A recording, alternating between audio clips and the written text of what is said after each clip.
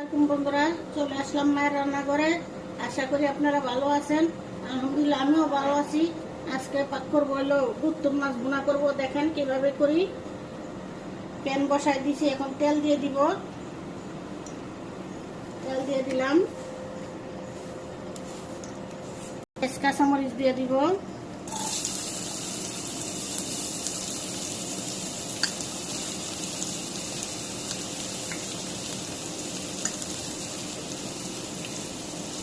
একটু লবণ দিয়ে দিব। লবণ দিলে পেঁয়াজটা নরম হয়ে যায়। লবণ দিয়ে দিলাম।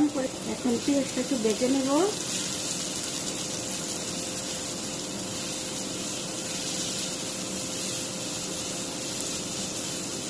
একটু ভাজা হোক, দিয়ে দিব মশলাটা কষানোর জন্য। পেঁয়াজটা একটু কাঁচা কাঁচাই থাকবো।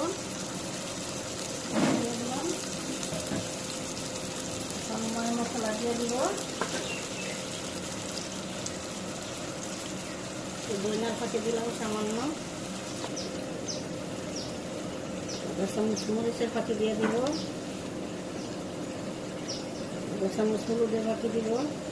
একটু দিব সামান্য, একটু আদা রসুন বাটা দিব। এখন কষাই নিব।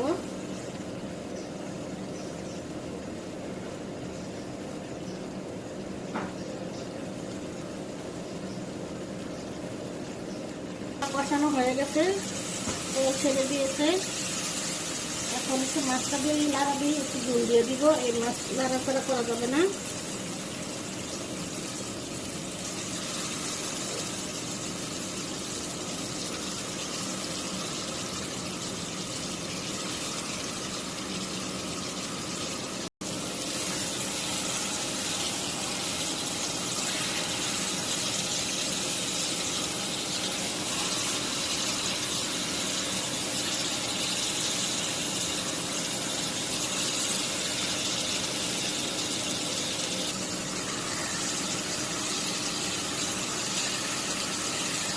কষানো হয়ে গেছে, এখন একটু জল দিয়ে দিব।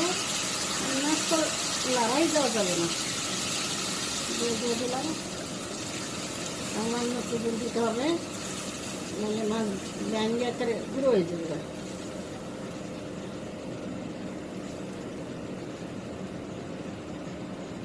আর দিব না,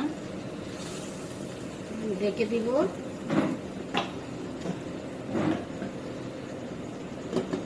আবার কিছুক্ষণ পরে চলে আসলাম। নাড়া তো দেওয়া যায় না, তারপর একটু দিয়ে দিই। মাংস লাড়ে না।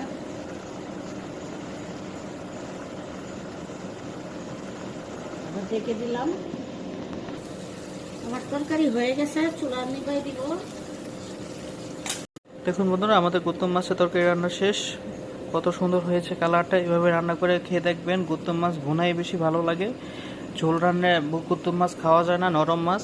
এভাবে রান্না করে অবশ্যই খেয়ে দেখবেন। কমেন্ট করে জানাবেন আমাদের ভিডিওটি আপনাদের কীরকম লাগলো।